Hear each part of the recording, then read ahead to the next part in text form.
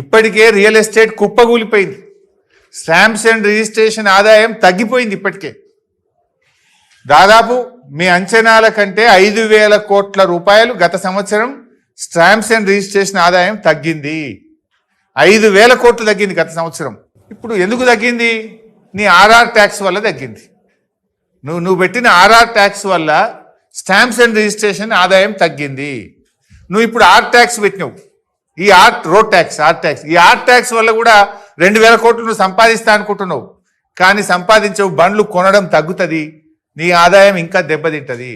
Market sentiment చూడాలి, ప్రజల చేతిలో డబ్బు ఉందా లేదా చూడాలి. తొందరపాటు నిర్ణయాలతో ఎడాపెడా ప్రజల మీద భారం వేస్తే అది రివర్స్ అవుతుంది. నువ్వు వేసిన ఆర్ఆర్ ట్యాక్స్ వల్ల రాష్ట్రంలో సెంటిమెంట్ దెబ్బతిని రియల్ ఎస్టేట్ కుప్పగూలి నీ స్టాంప్స్ అండ్ రిజిస్ట్రేషన్ ఆదాయం తగ్గింది. ఇప్పుడు నువ్వు పెట్టే ఆర్ ట్యాక్స్ వల్ల కూడా అది రివర్స్ అయి మరింత ఆదాయం దెబ్బతినే ప్రమాదం ఉంది, ప్రజల మీద భారం పడే ప్రమాదం ఉంది. అందుకే దాన్ని ఉపసంహరించుకోవాలని చెప్పి కూడా డిమాండ్ చేస్తున్నాం.